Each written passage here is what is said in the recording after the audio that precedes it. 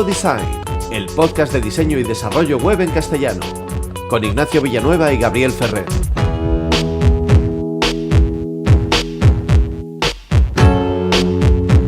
Buenos días, José Ramón. ¿Qué tal? ¿Cómo estás? Muy bien. Ante todo, ¿cómo te presentarías a nuestros oyentes? Cuéntanos cuál es tu nombre, cuál es tu cargo y a qué te dedicas actualmente. Pues mira, actualmente estoy realizando mi tesis doctoral, pero realmente lo que estoy haciendo es, pues bueno, a nivel consultor de marketing digital, tanto posicionamiento en buscadores como, bueno, temas de campañas en AdWords o analítica. Y bueno, al final el objetivo así más cercano que tengo es conseguir mi tesis doctoral, que es un poco también lo que certifica que sabes de lo que hablas, porque al final ya sabéis que en esto aunque vayamos a hablar de SEO a continuación, a nivel marketing digital hay mucho intrusismo, hay gente que no cuida bien las fuentes y al final esto a largo plazo puede ser un problema porque estamos hablando en todo momento de rentabilidad, de conseguir dinero. Entonces, bueno, un poco por ese camino. Fantástico. Oye, lo primero de todo, ¿cómo termina una persona dedicándose al SEO? Quiero decir, en tu caso fue vocacional desde un principio, a pesar de que eras muy joven, dijiste, me gustaría dedicarme al SEO-SEM, o por el contrario es casualidad, es decir, la vida te ha ido llevando a ese sector. Es muy interesante esta pregunta. Yo creo que a partir de la burbuja.com todo el mundo empezó a tener una curiosidad por el sector 2.0, ¿no? En mi caso, yo empecé con el diseño web, con el desarrollo web, y poco a poco, pues bueno, iban apareciendo nuevos lenguajes de programación, se iban abriendo nuevas vías para nuevos datos, nuevas estrategias. Bueno, yo empecé realmente con este desarrollo web y con el diseño gráfico, una mezcla, pues que al final, por ejemplo, cuando empezabas con HTML, simplemente pues te editabas las imágenes, luego las colocabas con CSS y creabas una web, pues al final jugando con eso, con el diseño de imágenes y con un poco de HTML y CSS. Todo esto ha ido evolucionando, nuevas aplicaciones web, nuevas tecnologías, nuevo desarrollo. Entonces, cada uno yo creo que en los últimos 10 años ha elegido por dónde tirar. Es decir, unos vienen más de la parte de desarrollo, unos más ahora con el UX de la parte de diseño. Pues en mi caso me convenció el tema de la estrategia digital a nivel posicionamiento, ver que era muy interesante el tema de la rentabilidad, que si hacías una cosa bien y tenías una posición en Google, pues estabas ganando tanto dinero, pues al final todo eso te lleva, pues por ejemplo a nivel HTML te quedas con unas meta tags que sabes que son súper importantes, que ahora lo veremos más adelante, o te quedas a nivel estrategia o a nivel analítica y KPIs que tienes que medir esto o tienes que medir lo otro, y al final pues bueno, yo vengo de esa rama y poco a poco pues vas cogiendo lo que te gusta, en este caso de la analítica web o del posicionamiento SEO. Y bueno, también vas tocando un poco de desarrollo, vas tocando temas de aplicaciones, vas tocando un poco todo a lo que se está abriendo este campo, porque al final ya sabéis que si estás una semana desconectado te pierdes un mundo en las nuevas tecnologías y más en especial en ámbitos relacionados con Google, con el buscador. Totalmente. Yo tengo una pregunta que precisamente por mi background, a la hora de contratar un SEO, mucha gente creo que no sabe lo que es, piensan quizá que buscan una persona que les va a colocar lo que se dice, ¿no?, en el primer puesto de Google en un día, no saben cómo funciona. ¿Qué situaciones te has encontrado tú? ¿Cómo has visto a la hora de contratar con un cliente tuyo? ¿La barrera del lenguaje se te hace difícil? ¿Es fácil explicarle qué función tienes, qué haces y cómo puedes ayudarle? Porque me parece muy, muy, muy importante. Efectivamente, es muy, muy importante y es un gran problema que tenemos los SEOs ahora mismo. ¿Por qué? Porque en ocasiones pierdes más tiempo, ¿vale? El tiempo al final es dinero y pierdes más tiempo explicando al cliente lo que vas a hacer y cómo lo vas a hacer que haciéndolo. Y esto a largo plazo es un problema muy grande. Y al final el problema radica principalmente en que si tú no consigues convencer o si tú no tienes una marca ya creada de por sí, estás matriculado como un gran experto, por ejemplo, y la gente que viene a ti ya sabe del tema, bueno, pues está genial porque saben que eres bueno en esto, saben que lo haces bien y no te van a preguntar y no vas a tener que dar tantas explicaciones, vas a marcar unos objetivos a medio y largo plazo y luego vas a presentar los informes de todo lo que ha sido, de las actividades que has ido desarrollando para conseguir esos objetivos. Pero el problema es que bueno, pues muchos SEOs que no tienen ningún tipo de marca y claro, al final cuando te llega un cliente tú tienes que, pues al final es venderte, ¿no? Vender tus servicios, vender cada paso que vas a hacer para conseguir lo que ellos te digan.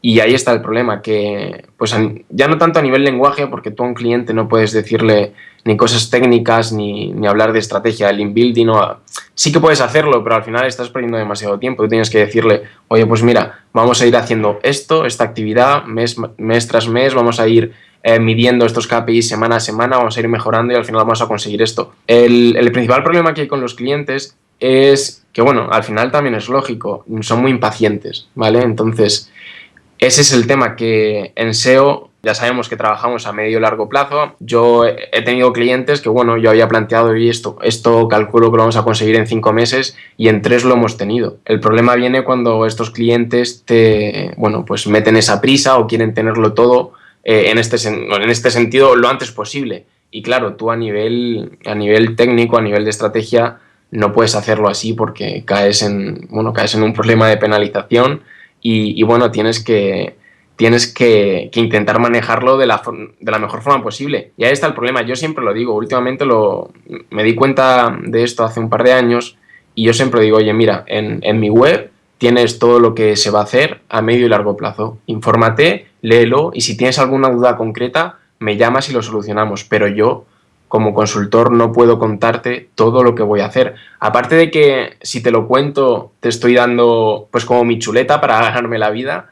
No puedo perder 6 horas en una semana contándote todos los días lo que voy a ir haciendo. Entonces, al final, sí que es verdad que los clientes tienen que tener claro que tienen que confiar en la persona, porque al final no hablamos solamente de SEO, hablamos de reputación online, hablamos de analítica, hablamos de decisiones de negocio. Estamos hablando de temas muy, muy importantes a nivel empresa. Entonces, bueno, hay que mirar referencias, consultar y luego confiar en este cliente.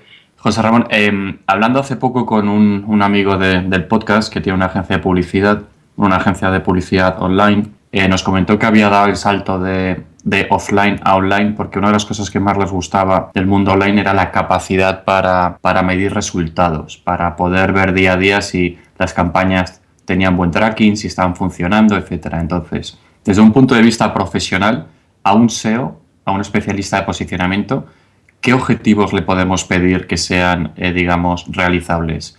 Y tú como profesional, a la hora de valorar tu trabajo, ¿cómo puedes ayudar a medir la tasa de retorno de la inversión? Es decir, ¿cómo justificas la inversión de tu trabajo? Pues es relativamente sencillo si sabes controlar las métricas que te indican estos porcentajes, ¿no? Este retorno, este CTR. Realmente tenemos varios factores que a nivel SEO, a nivel analítica, pues miden si lo estás haciendo bien o no lo estás haciendo bien.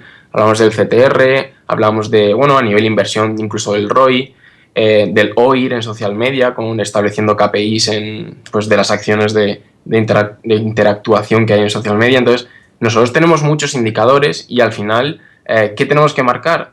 Pues tenemos que marcar que, por ejemplo, hemos estimado que en 2 semanas el tráfico puede aumentar en tanto porcentaje. ¿Por qué? Porque hemos determinado que vamos a conseguir algunos enlaces o vamos a lanzar una campaña que nos va a transmitir todas esas visitas. ¿Qué más podemos hacer? El tema, por ejemplo, del porcentaje de rebote en la web, pues hablar también con el tema del diseño de la web, mejorar, lo vamos a ver más adelante, mejorar algunos aspectos que al final es tan sencillo como analizar Analytics, analizar el Search Console y decidir con el cliente, oye, cuáles son los KPIs que quieres que midamos semanalmente para que tú tengas ese feedback. Y a nivel profesional, pues es que hay tantas cosas, pero al final a nivel keywords, a nivel impresiones, a nivel clics, a nivel porcentaje de rebote, a nivel búsquedas relacionadas, a nivel tiempo de páginas de salida en la web, por ejemplo,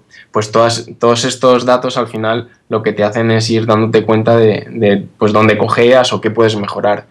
Y no sé si... Es que hay tantas cosas, pero al final yo siempre lo digo, tienes que ir con mucho cuidado y tienes que analizar muy despacio. De hecho, hoy Google ha anunciado esta mañana, ha anunciado en su canal oficial de Webmaster que van a implementar, que de hecho están implementando ya nuevas mejoras y han lanzado algunas de ellas para que el Search Console, que es donde todos los webmasters tienen la mayor parte de las métricas, esté integrado de mejor forma o en un mejor camino, más visible en Google Analytics, que esto hasta ahora no lo teníamos. ¿Y por qué hacen esto? Porque saben que para tomar decisiones a nivel profesional, para medir los KPIs mejor, es mejor tenerlo todo en un escritorio personalizado que tenerlo, por ejemplo, en el Search Console y en Google Analytics. De hecho, está súper bien integrado AdWords, por ejemplo, también, o AdSense. Que bueno, sí, al final, por ejemplo, también para esto están las APIs de Analytics, ¿no? Porque, bueno, a nivel profesional, igual no es que te pierdas, pero como tienes tantos datos y tienes que tomar tantas decisiones y cada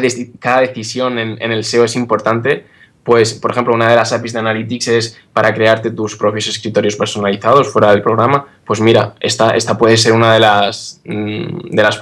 los caminos, una de las iniciativas que a nivel profesional algunos SEOs están haciendo, pues, para tener el resumen de lo que ellos necesitan, pues bueno, de una forma más sencilla para estudiar o para tomar esas decisiones. Y este valor añadido que tú generas a la empresa y que además puedas demostrar con cifras, porque es lo bueno que tiene tu trabajo, es decir, tú puedes de un mes a otro justificar el rebote que ha tenido la web o el cambio de posicionamiento y tal. Estos datos que generas, luego el cliente los puede interpretar. ¿Los ve fácilmente o le resulta complicado? Claro, ahí volvemos a la segunda pregunta de este podcast. Al final, yo lo que recomiendo es que el cliente no tiene por qué ser un CTO, pero una persona que entienda de analítica o que entienda de posicionamiento, si el experto no está dentro de la propia web, dentro de la propia startup o pyme o empresa, que sepa determinar o traducir esos KPIs. Pero al final los SEO siempre, también a nivel de analítica web, intentamos dar siempre una pequeña descripción de qué queremos conseguir o qué queremos transmitir con cada métrica, porque al final nosotros sabemos que el cliente sabe de lo suyo, sabe de su empresa, pero no sabe de esto. Entonces tú tienes que hacerte entender. Y lo que decíamos antes, a veces es muy difícil y a veces es muy fácil porque el cliente ya sabe un poco de qué va el tema, o tiene alguien o tiene una persona en la empresa que tiene un perfil muy cercano al analista web o al posicionamiento de buscadores a nivel marketing digital, que puede entender lo que estamos diciendo en los informes. Pero al final tú siempre determinas diferentes KPIs para cada objetivo, para que el cliente pueda entenderlo, pueda traducirlo. Perfecto. Cambiando un poquito de tema, yo quería hacerte una pregunta que parece que se da a la hora de buscar trabajo y, digamos, desde el punto de vista del desarrollador, como me ha pasado a mí, miras ofertas de empleo en un momento dado o incluso buscas trabajo proactivamente y te encuentras como que, bueno, al desarrollador le piden que sepa un poquito de SEO, que sepa un poquito de social media, y me da la sensación que mucha gente, todavía por desgracia, entiendo que es una profesión relativamente nueva, no entiende cómo les explicarías a la gente qué ayuda y qué no ayuda de cada uno de los perfiles, porque, insisto, creo que la gente todavía no tiene nada claro. ¿Y te ha sucedido a ti alguna vez? Sí, a ver, esto es complicado también, ¿vale? Tenemos que ser conscientes que estamos en una época en la que tenemos un montón de nuevos perfiles, tenemos un montón de nuevas tareas en la empresa y no hay todavía, de hecho esta es una de las decisiones o una de las situaciones por las que yo entré a hacer mi tesis doctoral, porque me he dado cuenta que estamos en un horizonte temporal en el que hay muchas cosas nuevas a nivel 2.0 establecidas, pero nadie tiene la metodología para decir, oye, esto es así. Vale, sí que hay estudios y demás, pero al final es lo que acabas de comentar. Hay muchas dudas, desafortunadamente se mezclan cosas, se mezclan conceptos. Y mira, yo lo tengo muy claro. No sé si hay discrepancias con esto o no, pero el community manager es el community manager. Ahora diré para mí lo que tiene que hacer, aunque en Estados Unidos tiene a nivel contacto con el usuario y demás, es completamente diferente a como es en España, pero te lo comento ahora. A nivel analítica web y a nivel posicionamiento en buscadores tenemos otras tareas, y a nivel desarrollo tenemos otras tareas. Yo siempre lo digo, en mis últimas charlas este tema ha salido siempre. Al final el desarrollador tiene que dedicarse a solucionar problemas técnicos, ¿vale? Si nosotros vemos que el programador o desarrollador tiene que tomar las decisiones a nivel analítica y a nivel SEO, aparte de que se va a volver loco porque no es su tarea, probablemente lo haga mal porque no es su objetivo. Es decir, él está para solucionar, para crear, para diseñar, para implementar lo que la alta dirección de la empresa le marca como objetivo. Pero es que a nivel marketing, él no tiene por qué tomar esas decisiones. ¿Por qué? Porque lo que tú haces con el SEO al final es reputación online, al final es valor de marca, al final es decisiones de compra. Es decir, la pequeña descripción que nosotros tenemos en la meta tab description, eso es un trocito de marketing. Si tú eso lo hace una persona que no tiene esa formación, tú puedes estar el primero en los rankings, en las SERPs, pero si estás el primero y eso no está bien redactado, probablemente el CTR que tenga esa visualización va a ser mucho, esa impresión va a ser mucho menor que el que tengan otras, que sí que está hecho. Entonces, por un lado vamos a dejar a los programadores, a los desarrolladores, que se encarguen de hacer lo que su propio nombre indica, que es programar y desarrollar y solucionar los problemas y buscar alternativas para problemas técnicos y demás. En medio, ¿vale? Tenemos a los CTOs o personas que trabajan a nivel marketing digital o a nivel analítica web, que tienen que saber y tienen que tener conocimientos técnicos para entender los problemas que plantean los programadores. Porque al final, a mí se me ha dado varias veces. Yo no soy un CTO, ¿vale? Pero sí que es verdad que al final o entiendes a los programadores y sabes, ¿vale? No te estoy diciendo que seas programador puro y duro, pero necesitas tener bastantes conocimientos técnicos para poder entender a lo que te están diciendo los programadores. Necesitas saber incluso implementarlo tú y luego eso trasladarlo y transmitirlo, pues no a la alta dirección, pero al siguiente departamento que tiene que tomar las decisiones. Entonces, el SEO, el analista web, tiene que saber interpretar todo eso, tiene que saber aplicarlo y tiene que saber traducirlo para el siguiente departamento. En este caso puede ser la alta dirección o el departamento de marketing, porque al final, si os dais cuenta, el marketing digital y el marketing tradicional, por decirlo así, no tienen nada que ver. No tienen nada que ver y los perfiles son completamente diferentes.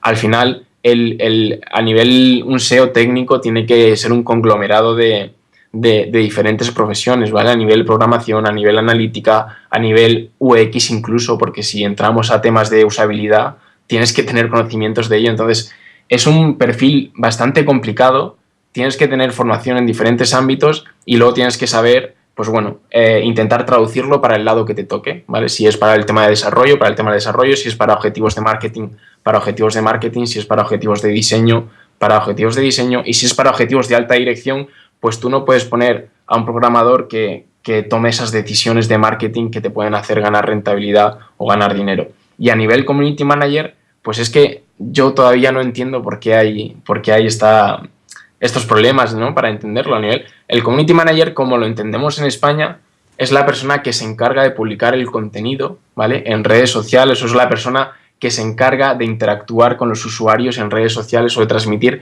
el valor de la marca en redes sociales, ¿vale? No en buscadores o no a nivel analítica, ¿vale? Entonces, ¿qué conocimientos tiene que tener el community manager de SEO? Pues al final, si estaba diciendo antes que el SEO a nivel técnico tiene que ser un conglomerado de diferentes tecnologías y diferentes conocimientos, el community manager lo que tiene que saber es entender en este caso las decisiones que ha tomado el SEO para posicionar la web, ¿vale? Porque tú no puedes, eso me ha pasado mucho también, que tú generas en tu servicio, generas un calendario editorial de contenidos, tú dices, oye, pues mira, tienes que publicar en 6 meses estos artículos con estos títulos y estas keywords y estas descripciones.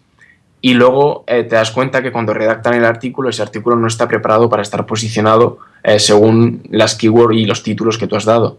Entonces, como mínimo, el community manager tiene que tener una formación básica, pues por ejemplo, en content marketing o en desarrollo de contenido optimizado para buscadores, ¿vale? Porque al final, si tú estás planteando algo y el contenido que se está generando no está optimizado para lo que tú has planteado, el objetivo no se va a cumplir. Entonces, al final, ahí el SEO también tiene que estar en continuo contacto con el departamento de generación de contenido, ¿vale? Entonces, al final, si os dais cuenta, no paro de mencionar departamentos y no paro de mencionar perfiles, pero es que realmente es un perfil tan difícil que o tienes un poquito de cada o es muy difícil que lo hagas bien, porque al final, es que pensarlo, al final hay tantas cosas que si una persona de SEO o una persona de community manager tiene que hacerlo, que vuelvo a decirlo, lo acabo de decir junto, pero no tienen nada que ver un community manager y un SEO, pues al final las cosas van a salir mal. Correcto, yo estoy totalmente de acuerdo. De hecho, ha habido un boom solicitando community managers recientemente y viendo las descripciones y tal, parece que eran periodistas o redactores de contenidos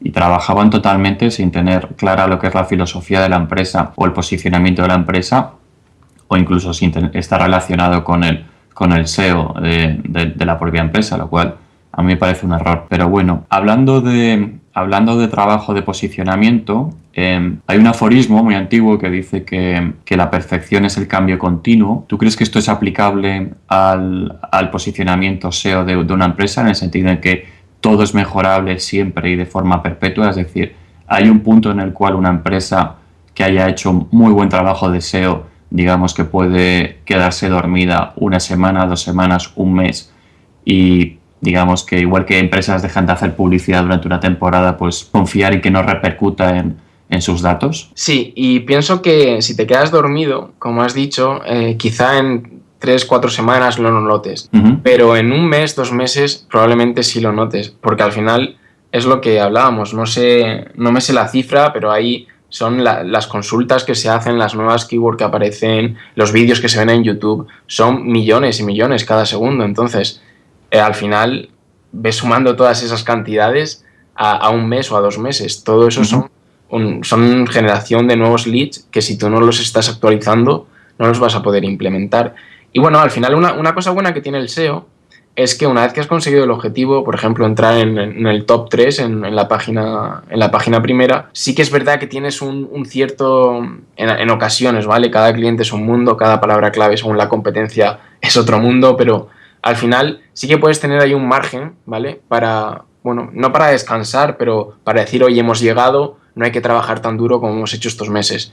Pero sí que es verdad que en el momento que te duermas o generas contenido nuevo, sigues trabajando o desapareces. De hecho, Google ahora, y bueno, ahora lo comentaremos, lo que está haciendo es cuantos más datos mejor, cuanto más fresco sea el contenido, cuanto más actualizado sea el contenido, mejor va a estar posicionado. Si tú has generado un contenido que está posicionado en 2014 y estamos en 2016, es que la lógica te está diciendo que eso va a caer. Entonces hay que seguir trabajando, hay que seguir actualizando, y Google lo sabe. Al final, bueno, yo hablo de Google porque soy organizador en Google Developer Groups y bueno, el buscador que más trabajo es Google. Y bueno, al final hay que tener claro eso, que Google lo que quiere es mostrar el mejor contenido, y el mejor contenido es el contenido más actualizado. Por lo tanto, no podemos dormirnos. Precisamente del contenido, se lleva tiempo oyendo que Google nos dice que el contenido es el rey, que el contenido es lo más importante, y que últimamente parece ser que es de lo que más afecta. Para la gente que no sabe de SEO, ¿cómo les explicarías cómo afecta esto un poquito más detallado? Mira, en mi última charla en Google Campus Madrid puse una captura de pantalla en Google Trends. Para quien no conozca, Google Trends es una herramienta de Google que te permite ver el análisis de una keyword a lo largo del tiempo en los motores de búsqueda, y te enseña cómo va evolucionando, ¿vale? El gráfico. Entonces, yo en esa impresión lo que puse fueron dos palabras clave.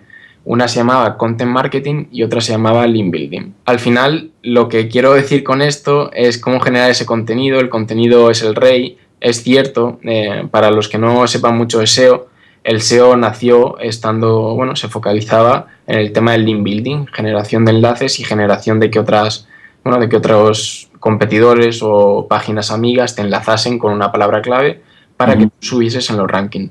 ¿Qué pasa? Que con las actualizaciones de los motores de búsqueda y con esta cita del contenido es el rey, al final esto está lo que es el link building a nivel conceptual está disminuyendo y está aumentando la otra palabra clave, que es content marketing. Al final se está evolucionando hacia que sí, es verdad, yo lo sé o de alguna forma lo puedo afirmar que sí, que el contenido es el rey. Y si tú no estás generando un buen contenido, no vale de nada que a ti te pongan un enlace o que tú generes ese concepto, que generes link building. Lo que tienes que hacer es antes he hablado de calendario editorial. Un calendario editorial es un calendario que dice qué contenido tienes que publicar en redes sociales o a nivel, en tu blog, a nivel toda la plataforma 2.0 que tengas, incluso por listas de mailing, y lo que tienes que hacer es publicar el mejor contenido. A mí me pasa mucho y ahora lo podemos comentar, que si te das cuenta estás navegando por internet y todo el contenido es el mismo. Es decir, has leído algo, lo lees en otro blog y dices, anda, pero si esto es lo mismo y no me están dando fuente. o lo lees a la semana siguiente y ves que es, pues por decirlo así, un refrito de lo que has visto la semana pasada y no vale para nada, ¿vale? Ese contenido a nivel SEO no te va a posicionar, ese contenido no va a estar bien en los rankings. Lo que tienes que hacer, y también lo digo mucho siempre, es ir a las fuentes reales, porque al final a veces se nos olvida que Internet tiene fuentes reales y fuentes primarias que generan ese contenido. Si estamos hablando de SEO, Google tiene unos 50 blogs oficiales para cada uno de los temas que pueden generar algún dilema a nivel entender al buscador o entender sus programas. Entonces, ¿por qué no nos vamos a esos blogs oficiales de Google y sacamos el contenido de ahí? ¿O por qué no nos vamos a agencias certificadas que sabemos que trabajan para generar un contenido que tiene estudios detrás, que tiene investigación? Y nosotros a raíz de ahí generamos ese contenido que es el rey. Pero lo que no podemos hacer, y esto lo digo, bueno, pues lo digo como opinión personal, es generar un contenido que no va a ser el rey, porque sabemos que no vale mucho, y si tenemos que publicar un contenido una vez mensualmente, pero que sea, que pueda aspirar a ser ese rey, pues lo generamos una vez al mes, pero no 2 contenidos semanalmente, por ejemplo, que es un contenido que, bueno, que no vale para nada realmente, porque al final, si no va a tener esa visibilidad o no va a funcionar bien en redes sociales, no te va a generar los leads o los objetivos que tú has marcado en la estrategia. Precisamente sobre eso que acabas de decir, yo quería hacer una puntualización, quería hacer un comentario más bien. Resulta que en desarrollo web todo el mundo tenemos nuestras fuentes, ves, bueno, yo uso mi timeline de Twitter principalmente para sacar información, nuevos artículos, nuevas cosas que aprender, de obviamente, como tú bien dices, de gente que podría ser considerada certificada dentro de su sector, y ves como sale un topic nuevo y de repente salen 25 artículos esa misma semana que son refritos del anterior y salen como champiñones, y es lamentable que la gente, en lugar de decir, bueno, me voy a currar un artículo durante 5 horas, oye, es que lleva su tiempo, o sea, las cosas bien hechas llevan su tiempo. Cogen las 4 o 5 fuentes de turno, mezclan un poquito de aquí, cogen un poquito de allí, lo hacen 3 días después y se quedan tan anchos. Y eso que acabas de decir tú, me parece, bueno, es opinión mía personal obviamente, pero me parece lamentable que en lugar de hacer cosas propias, digamos, que a lo mejor llevan más tiempo, simplemente, pues eso, cojas, mezclas los ingredientes de 3 posts y te quedas tan a gusto. Bueno, yo tampoco diría lamentable, pero sí, a ver, cada uno puede hacer lo que quiera. Quizá, a ver, me explico, matizo. Cada empresa puede tener su estrategia y a lo mejor una empresa está basando su estrategia en generar muchísimo contenido de baja calidad para que su usuario, pues no sé, tenga mucho contenido, ¿vale? Pues lo podemos aceptar. Pero si nos estamos focalizando en el mejor SEO y en conseguir ese contenido de calidad, por supuesto estoy de acuerdo contigo que no podemos hacer lo que has planteado, porque es que no vamos a conseguir ningún tipo de objetivo. José Ramón, para las empresas que empiezan, para las pymes, para los pequeños proyectos y startups que empiezan ahora y que en sus primeros pasos no se pueden permitir un equipo profesional o no se pueden permitir a un SEO en toda regla, ¿qué consejos les darías para, digamos, comenzar con un buen pie en su posicionamiento? Es decir, ¿cuáles son los errores típicos de una empresa cuando empieza que debería evitar para tener un buen posicionamiento? Bueno, a ver, el mejor consejo es las prisas no son buenas, ¿vale? ¿Por qué? Porque al final, y esto también lo suelo comentar siempre por si nos están escuchando algunos de los oyentes que han estado en mis charlas, cuando lanzamos en una startup, en una pyme, en una pequeña empresa, la primera web, por ejemplo, a nivel de arquitectura de información está muy mal estructurado. ¿Por qué? Porque no hay un plan de acción detrás, no hay un plan de diseño, no hay un plan de generación de contenido, no hay un plan de esa arquitectura de información. Entonces, ¿por qué no lo hay? Porque, bueno, todos sabemos que cuando creas una nueva empresa, una startup y demás, o estás buscando rondas de financiación, lo que quieres es mucha visibilidad muy rápido, pero bueno, quizá no estás atendiendo a esos aspectos que son los que te van a dar la rentabilidad más adelante, a largo plazo. Entonces, las prisas no son buenas. Sí que es verdad que a nivel empresa a veces no nos queda más remedio. Bueno, lo podemos aceptar. Pero ¿qué consejos podemos dar? Los mejores consejos es si tienes que estar un mes buscando tus palabras clave, estate un mes. ¿Por qué? Porque imagínate, si sabemos que el SEO es a largo plazo, que estamos 4 meses trabajando sobre palabras clave que vale, nosotros pensamos que tienen un volumen de búsqueda alto y baja competencia, pero es que claro, si tienen baja competencia quizá es porque no son tus palabras clave reales. Entonces, el mejor consejo que podemos, que yo puedo dar en este sentido para las empresas que están empezando, que analicen, que investiguen si de verdad el estudio de palabras clave que han hecho es el correcto, porque estás perdiendo meses. Si tú estás trabajando en palabras clave que no te van a funcionar, que no te van a generar esa rentabilidad, estás en el camino erróneo. Tienes que hacerlo muy despacio y tienes que hacerlo muy bien. Y a partir de ahí, generar tu arquitectura de información en la web o en la aplicación y generar todo el contenido. Pero los dos mejores consejos que se me ocurren ahora mismo sería generar muy bien ese plan, esa investigación de palabras clave y sobre todo ir despacio y hacerlo con calidad. Estoy completamente de acuerdo contigo que se debería hacer más y sobre todo partiendo del punto de vista de la velocidad, de la necesidad de tenerlo para ayer, como dicen muchas empresas, ¿no? Cuando empiezan. Pero bueno, es algo que creo que hay que cambiar esa mentalidad y que poco a poco espero que con profesionales del sector, con profesionales SEO, como es tu caso, vayan entendiendo esa situación, porque creo que también es parte nuestra, cada uno de nuestros perfiles, educar un poquito a los clientes para que poco a poco vayan entendiendo la situación, porque están muy desinformados, lamentablemente. Otra pregunta que tengo sería que parece que últimamente hay una proliferación de blogs abismal. ¿Cómo se utiliza, o cómo deberíamos, mejor dicho, utilizar los blogs para mejorar el SEO de una página web, pongamos, empresarial? Sí, es verdad, y es porque la gente se ha dado cuenta que el blog es necesario, es la vía que tenemos para transmitir al usuario lo que pensamos, ¿no? En la empresa o a nivel personal. Entonces, todo el mundo se ha dado cuenta que o tienes un blog o pierdes el tráfico que viene de redes sociales, porque el tráfico, el contenido corporativo, el contenido informativo no funciona en redes sociales. Y ahora sabemos, incluso con las nuevas meta tags sociales que han lanzado todos los buscadores, que los buscadores están haciendo mucho caso al contenido que hay en redes sociales.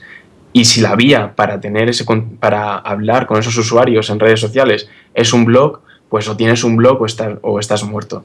Hay muchas herramientas que te hacen un checklist de lo que tienes hecho bien o mal en SEO y casi todas tienen un apartado en el que se muestra si tienes un blog o no tienes un blog. Entonces hay que tener un blog sí o sí.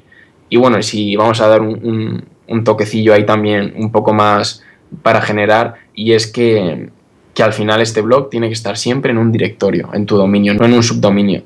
Tenemos que recordar que los subdominios, a ojos de los buscadores, se generan como páginas web diferentes. Entonces, si queremos atraer ese tráfico, tú lo has dicho, cómo utilizar ese blog para que sea funcional, para SEO. Pues mira, uno de los tics sería ese, que esté dentro de un directorio dentro de nuestra web y no de un subdominio. Que a veces, algunas empresas grandes lo hacen, por ejemplo, tienda.nombre.es o blog.nombre.es, y eso está mal hecho a ojos de los buscadores. ¿Y qué podemos hacer? Pues vuelvo a lo que hemos dicho antes. Tenemos que generar un calendario editorial, tenemos que establecer una investigación de palabras clave y generar, pues en un Excel o en donde queramos, en un bloc de notas, tomar la decisión de cuánto contenido queremos compartir, cómo va a ser de largo, cuáles van a ser las meta tag optimizadas para SEO que va a tener ese contenido en los posts que se lancen en el blog, y cuál va a ser a nivel on-page todos los enlaces que vamos a ir lanzando internamente, qué palabras vamos a querer posicionar con cada blog. Y luego ese contenido va a ser un contenido de SEO editorial. Cuando hablo de SEO editorial hablo de un contenido que no esté directamente relacionado con la marca, pero que si el usuario lo lee puede llegar a comprar tu producto, ¿vale? Eso es lo que está funcionando en redes sociales. Entonces, ¿va a ser ese tipo de contenido o va a ser contenido promocional del sitio? ¿Va a ser contenido, de terceros? No lo sé, ¿vale? Entonces, todo eso son decisiones que hay que tomar, y son decisiones que hay que tomar al inicio para ir planteándolas mes a mes. Y todo esto, al final, lo que hemos hablado antes de qué métricas podemos utilizar, pues lo que hay que hacer es semanalmente, mensualmente, trimestralmente, hacer un informe y analizar esos datos para ver si lo que estás haciendo funciona. Esto al final es el método Lean Startup. Tienes que pivotar. Si lo que estás haciendo no funciona, cámbialo de repente y en la misma vía, o modifica o añade o diseña nuevos pasos que te permitan seguir por la vía que estabas pero de una forma diferente que va a optimizar tus resultados. Y al final en el blog tenemos que hacer eso también. José Ramón, has dicho que, has mencionado la importancia que tienen las redes sociales para generar contenido de valor, especialmente si provienen o pasan por un blog. Entonces, a propósito de las redes sociales, ¿qué peso dirías que tiene Google Plus como red social en el buscador? Vale, a ver, esto es un tema también delicado, que los últimos 3-4 años es un tema que todo el mundo pregunta. Por ejemplo, yo salgo mañana hacia California para el tema de Google I.O., que desde aquí saludo al GDG Spain, que como sabéis es el grupo de desarrolladores de España. Y bueno, vamos hacia allá, y también una de las expectativas que tenemos para el Google I.O. de este año 2016 es que comenten algo sobre Google Plus a nivel posicionamiento, a nivel funcionalidad, porque ya sabéis que cuando nació era pues como una estrategia de generar una nueva red social que hiciese la competencia incluso a Facebook o Twitter, aunque no tienen los mismos objetivos. Pero actualmente lo único que tenemos claro es que Google ha generado Google My Business y ha metido dentro tanto Google Plus como Google Analytics, como Google Maps y demás. Entonces, yo siempre digo lo mismo, ¿vale? Yo no estoy promocionando a Google ni nada, pero como sabéis, estoy dentro de los Google Developer Groups y siempre voy a favorecer todo lo que sea de Google, y también porque en España es el 98% del mercado en búsquedas. O sea, tenemos que hacerle mucho caso. Si estuviésemos en China, pues no sería así. Si estuviésemos en Estados Unidos, tendríamos que prestar un poco más de atención a Yahoo, pero bueno, estamos en España ahora mismo. Entonces, lo único que tenemos claro a nivel Google Plus es que cuando estás logueado en tu cuenta, y esto es genial, si tú sabes utilizar los círculos relacionados en Google Plus, quizá puedas generar mucha más visibilidad que si no lo hicieses. Es decir, si yo me genero, voy a dar aquí un truco, si yo me genero aquí en Google Plus un perfil, ¿vale? Personal, por ejemplo, un perfil de agencia, y lo que hago es seguir a mi competencia en agencia y sigo a todos sus círculos, pues los que me acepten, no voy a poner entre comillas robando sus círculos, pero al final estoy cogiendo esos contactos, que es gente que está interesada en el mismo sector que yo, y cuando yo publique algo en la red social, si ese perfil, la mayoría de gente navega en Google, en Google Chrome o en cualquier navegador logueado en su cuenta de Gmail. Entonces, sabemos que cuando tú publicas algo en Google Plus y haces una búsqueda cualquiera en Google, en el buscador, si la palabra clave que haces en el buscador está en tu publicación en Google Plus, ese contenido se va a generar automáticamente para ti en los resultados de búsqueda. No sé si me estoy explicando. Sí, totalmente. Entonces, si tú tienes entre tus perfiles de Google Plus a estas personas que están interesadas en tu sector, pues tú vas a ganar visibilidad en esos resultados. Pues vamos a utilizar así Google Plus, ¿vale? A nivel SEO es lo más interesante que tenemos en Google Plus. Yo, que soy desarrollador, siempre veo que la gente presta poca atención al tema de la usabilidad, que lo consideran algo bastante nimio, porque claro, tenemos un 5% de usuarios con necesidades, digamos, especiales en temas de usabilidad, pues problemas de visión, problemas motores, no pueden a lo mejor usar el ratón y solo pueden navegar a través del teclado. ¿Tú crees que hay algún factor, o no crees, puedes afirmar que hay algún factor de usabilidad que ayude al SEO? Claro que sí, pero si es que al final esto es lógico.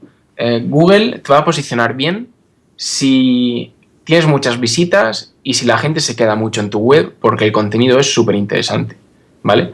Pues está directamente relacionado, y por eso, no voy a volver atrás con el tema de los departamentos y demás, pero vamos a pensar que si tu usabilidad web está muy bien hecha, el usuario va a estar mucho más tiempo en la web que en la competencia que tiene la usabilidad mal hecha. Y si nosotros sabemos que una de las métricas que Google tiene en cuenta para posicionar tu web es que los usuarios gasten mucho tiempo allí porque la página está muy bien, el contenido está muy bien, y tu duración media de visitas de usuarios es de 6 minutos frente a la competencia, que es de 50 segundos, pues amigo mío, es que es súper importante la usabilidad. Y luego al final, si entramos también en tema móvil y demás, pues es muy importante. Y luego para generar leads o para que te envíen un formulario, por eso está tan de moda el UX, porque al final tú tienes que estructurar bien la web, tienes que diseñarla bien y tienes que hacer estudios de cómo el usuario se mueve por tu web.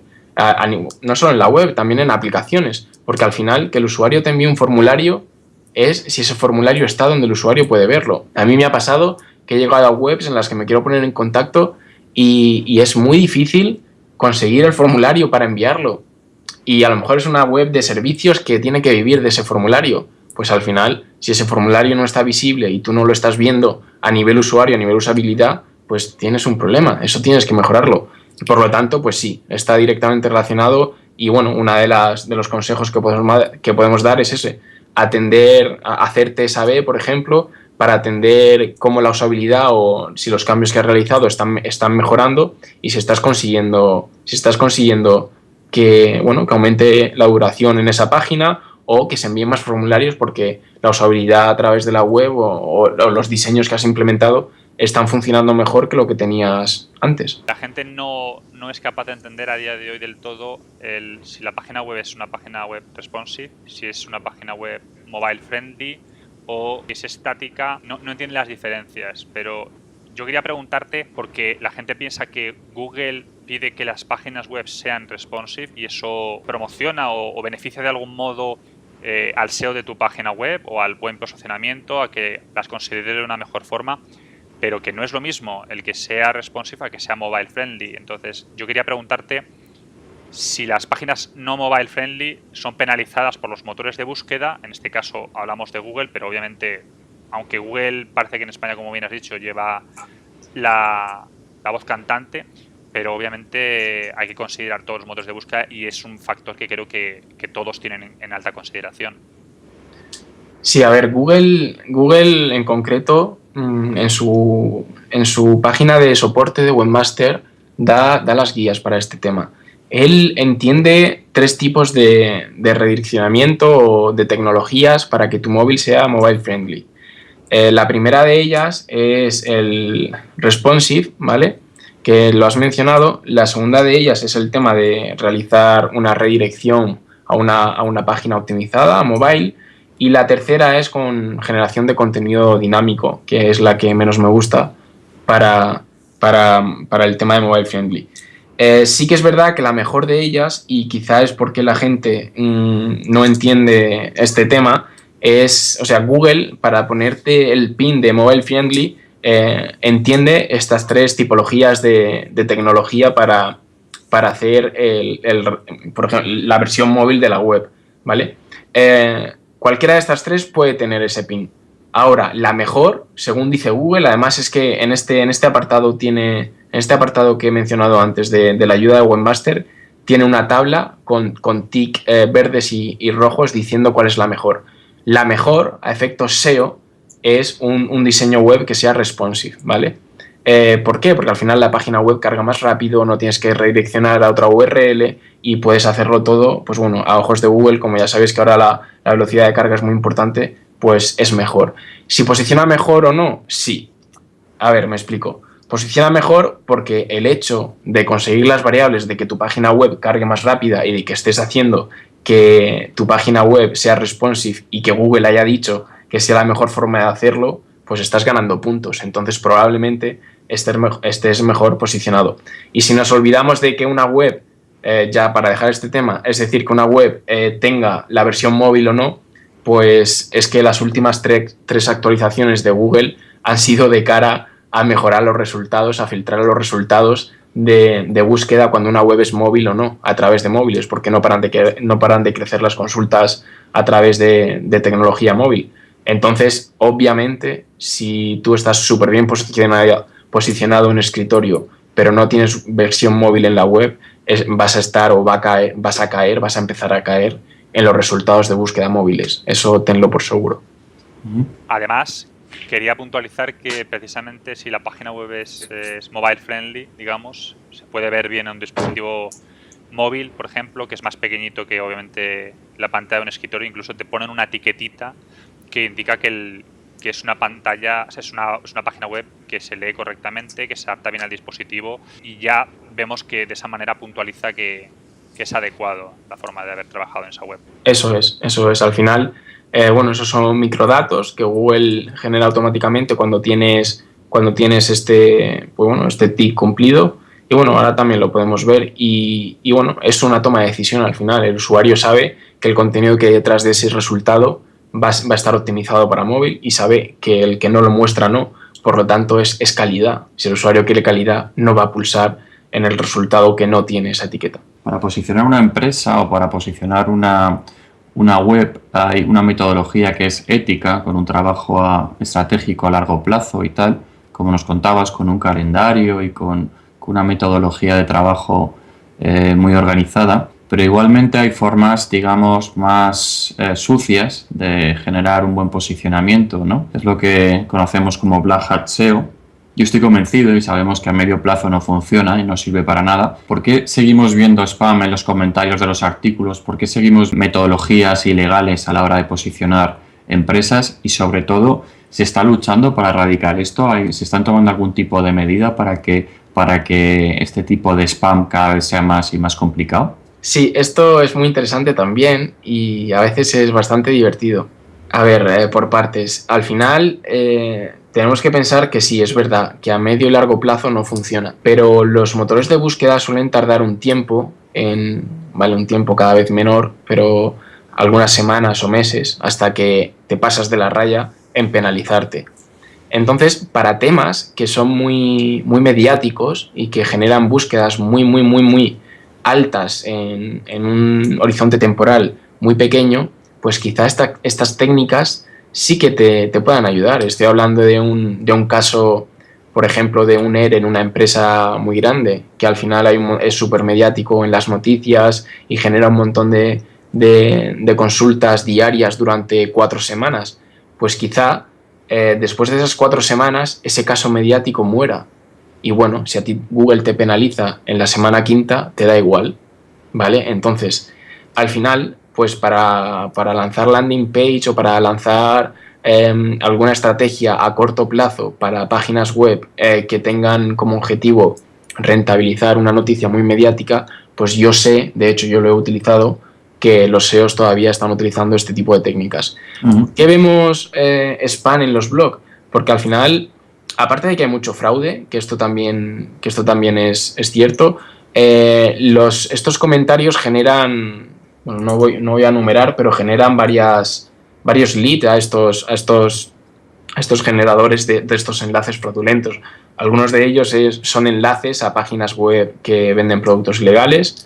Algunos de ellos son enlaces pues, a página web de competidores que simplemente estás generando tráfico, aunque sea un tráfico con un porcentaje de rebote muy alto, y otros de ellos están enfocados a estas técnicas de SEO, ¿vale? Entonces, pensarlo, si tienes una base de datos de 2 millones de usuarios y hay usuarios que no son avanzados o que no tienen ningún tipo de conocimiento de que esto sea spam y tú recibes este email, pero son 2 millones de comentarios spam, estoy seguro, bueno, de hecho hay cifras que así lo aseguran, que a lo mejor el 5, el 7, el 10% de esos comentarios spam o se van a publicar o van a generar enlaces o la gente va a seguirlos. Entonces, como generan tanto volumen de enlaces, de comentarios al final, pues sí que funcionan.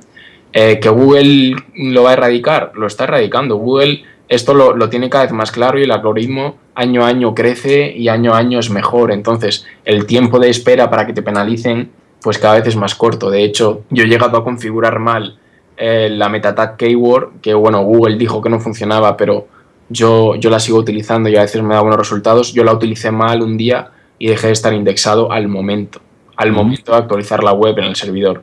O sea que, bueno, hay que tener mucho cuidado y si somos listos, pues al final ahora está muy de moda el tema del growth hacker y demás, pues todo esto al final es eso, es como generar estas estrategias diferentes al resto de competidores para que tú consigas ese beneficio plus. Entonces, bueno, ahí lo podemos dejar. Hablando de otras técnicas, porque obviamente el SEO es un sector muy muy amplio, por eso parece que todavía no se entiende por muchos sectores.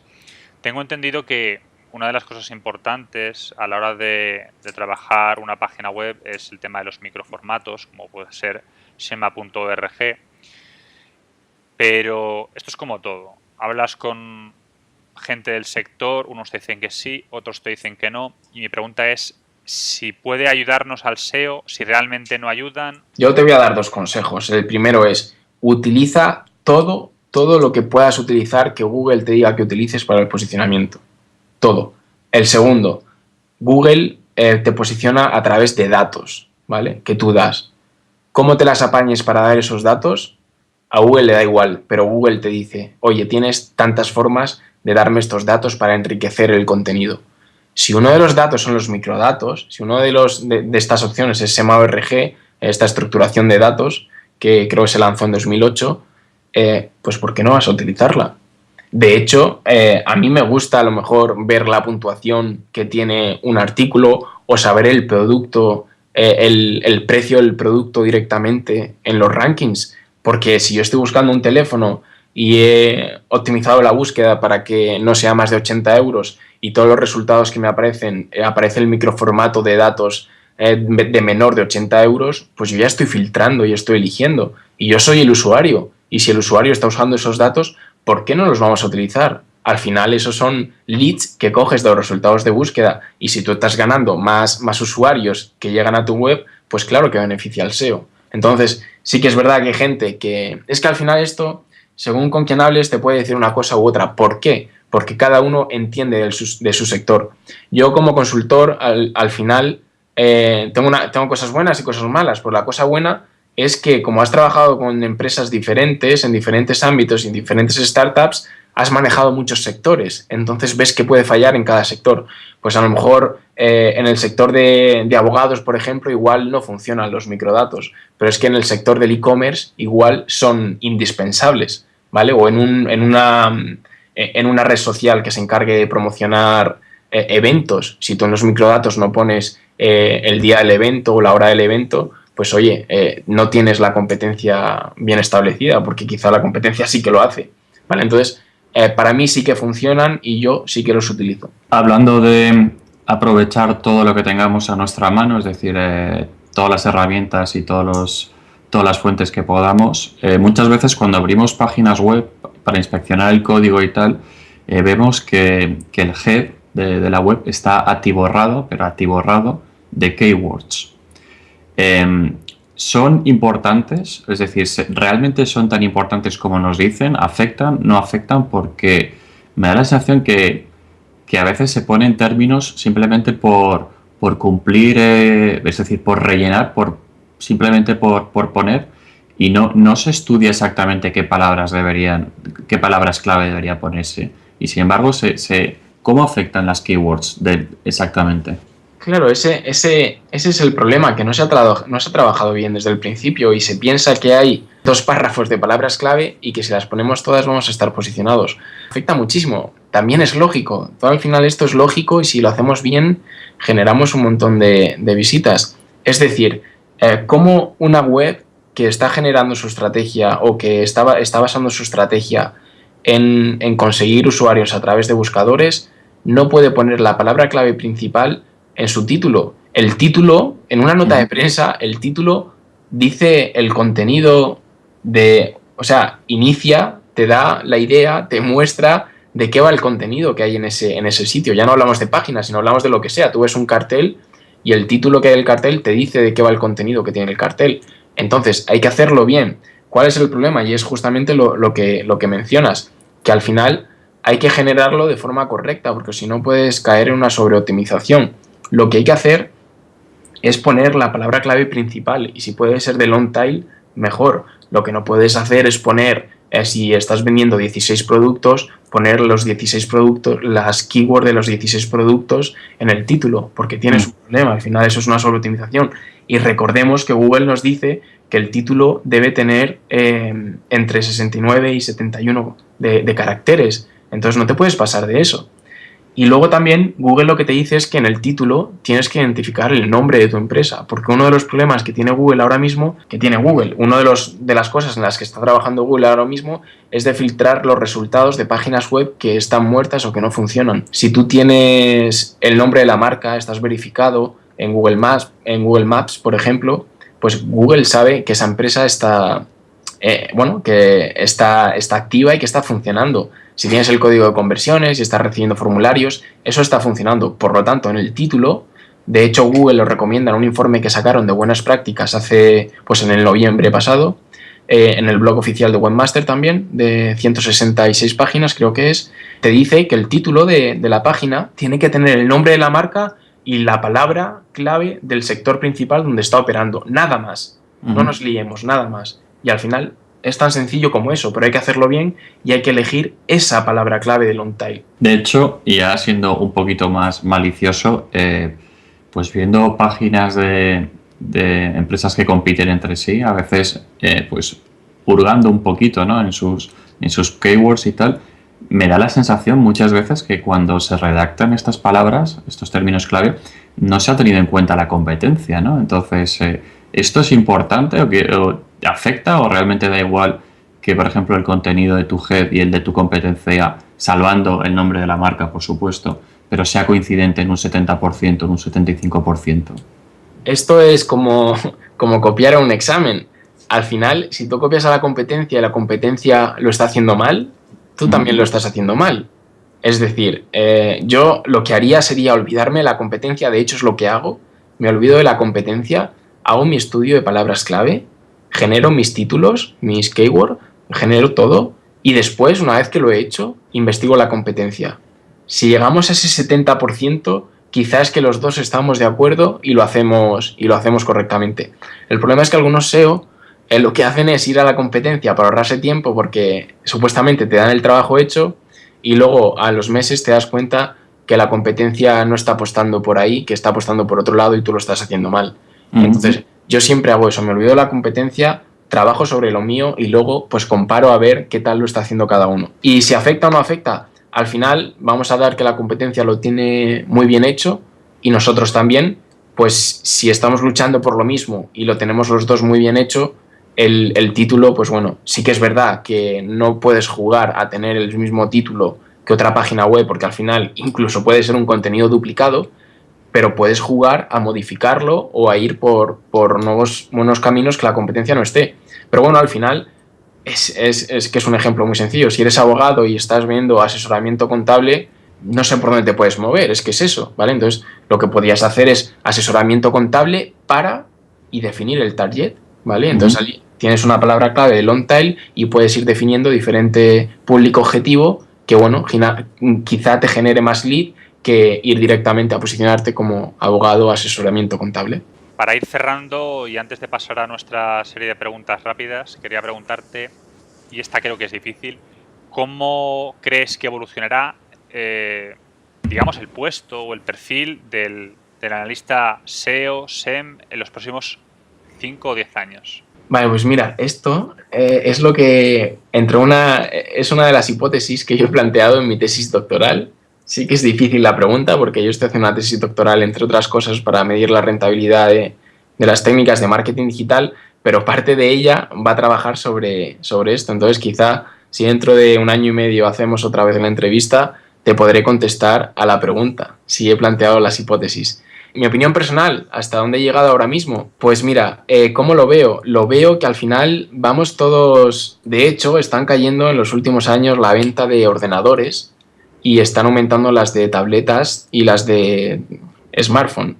Entonces, ¿cómo lo veo? A nivel estrategia, yo creo que tenemos que centrarnos mucho más en la usabilidad y en la rapidez, porque el usuario es cada vez más impaciente y si tu aplicación o tu web tarda un segundo más, se va a ir porque no tiene tiempo. En los próximos 5 o 10 años, yo creo que tenemos que enfocarnos más a nivel móvil, a nivel interactuar mucho más con el usuario, hacerlo todo mucho más sencillo. De hecho, si os dais cuenta, el año pasado, hace 1 año y medio, Google lanzó Material Design, que es todo mucho más sencillo, ¿vale? Entonces, esto también va encaminado por aquí. Sobre todo que sigamos los grandes estudios de las grandes internacionales o los grandes buscadores precisamente que contestan a este tipo de preguntas, porque, bueno, ahora está muy de moda el Internet de las cosas o las Smart Cities y todo esto, y quizá, no sé cómo decirlo ahora mismo, pero quizá el tema SEO-SEM tiene que adaptarse a eso. No estoy hablando de que en un edificio vaya a haber una pantalla y vayas a poder gestionar con Display o con Google AdWords los anuncios en ese edificio, pero, no sé, tenemos que abrir la mente a la innovación y, de hecho, Google, por ejemplo, se ha dado cuenta de esta impaciencia que tienen los usuarios y sabe que están creciendo las búsquedas en móvil, y lo que ha hecho ha sido eliminar los anuncios de AdWords del lado derecho, los resultados de búsqueda, y ha puesto 4 encima de SEO, que eso hasta ahora no estaba. Entonces, pues fijaos en todas estas tendencias. Al final, bueno, tomar las decisiones, ir adaptándonos y pivotar, sobre todo pivotar, ir creciendo, ir modificando, ir haciéndolo todo, pues bueno, siguiendo estas nuevas tendencias. Sobre esto que acabas de decir, que cada vez la gente utiliza más el móvil y cada vez se utiliza menos ordenador, quizá más en oficina porque obviamente es necesario para muchos trabajos, pero se venden muchos menos ordenadores anualmente y cada vez mucho más móvil. Precisamente España es uno de los países, si no el que más, de Europa con más penetración de telefonía móvil por usuario. Además de eso, como bien has dicho, cada vez el usuario utiliza más el móvil y no tenemos que dejar de lado a los próximos 1.000 millones de usuarios que puedan llegar en los próximos 4 años.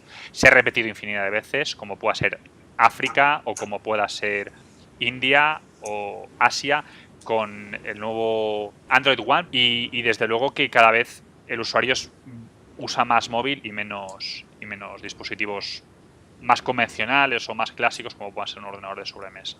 Estoy completamente de acuerdo contigo. Mira, yo fundé hace 2 años casi la Asociación Española de Nativos Digitales para fomentar todo esto precisamente. Y al final es que desde laburbuja.com las nuevas generaciones se han ido adaptando.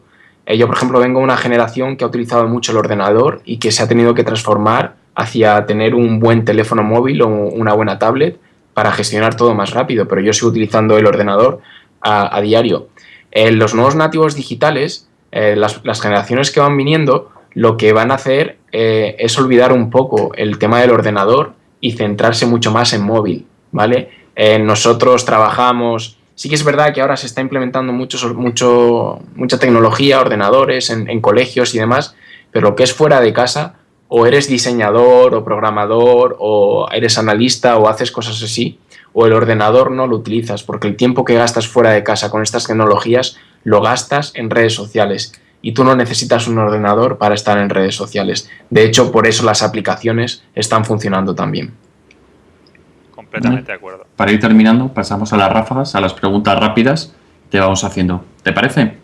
De acuerdo. Lo primero de todo, recomiéndanos a alguien que te haya inspirado y que deberíamos seguir. Os recomiendo a dos gurús de Google. Os recomiendo al Digital Marketing Evangelist de Google, que es Avinash Koskit, y os recomiendo a Matt Katz, que lleva 1 año y medio de año sabático, pero es el director del departamento de Spam Web de Google y durante más de 6 años nos ha ido dando consejos a todos los webmasters a través del canal oficial de Webmaster de Google sobre lo que tenemos que hacer para estar bien indexados.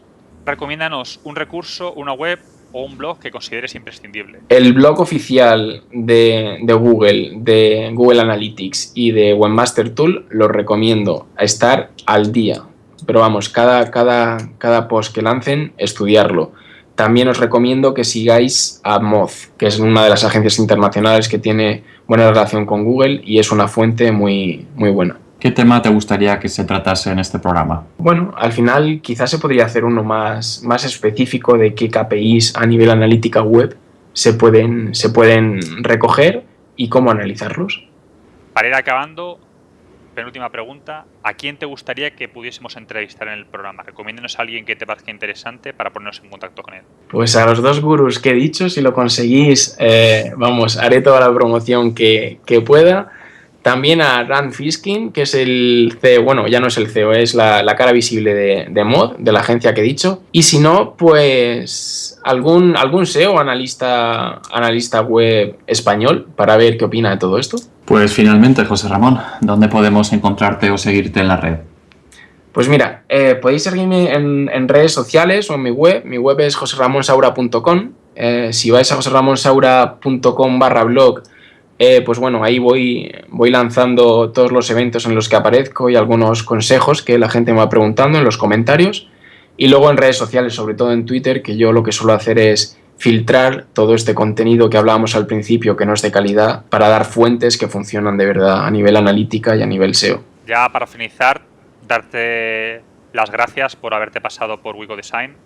muchísima suerte con tu carrera, de verdad. Esperamos poder tenerte en un futuro programa y ya sabes que siempre esta será tu casa, así que aquí estamos para lo que necesites. Genial. De hecho, cuando te doctores, cuando saques adelante la tesis y te doctores y la defiendas, pues te invitamos al programa. Entonces hablaremos en 1 año y 3 meses. Uf, lo tienes tan estudiado, ¿no? Lo tengo muy claro. Si todo sale bien y la línea de investigación no se tuerce, en ese horizonte temporal lo tengo establecido.